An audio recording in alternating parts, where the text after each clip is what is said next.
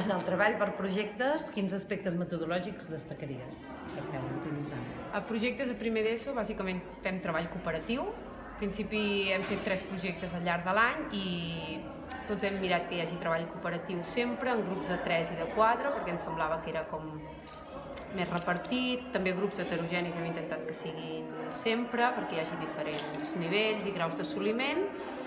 I després, com a metodologia, sempre hi ha treball cooperatiu, però també hi ha treball individual, sempre. Llavors, un punt fort que creiem que tenim a projectes és que sempre partim d'un quadern de l'equip. I això és com l'eina a partir de la qual ells van treballant.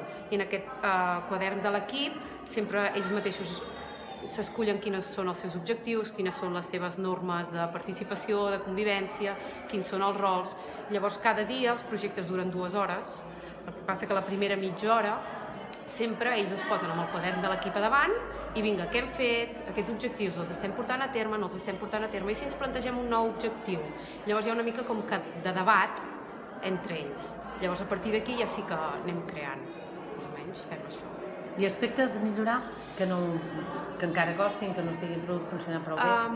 A nivell de l'alumnat, nosaltres veiem que estan funcionant, això és veritat, però sí que el professorat creiem que ens hem d'organitzar una mica més, per exemple, per distribuir bé els continguts, quins són els objectius, les competències sí que més o menys veiem quines volem treballar, però crec que és més tema organitzatiu nostre, per seguir una mica de currículum i també projectar al centre, no? Que què volem com els projectes, això ho tenim per millorar.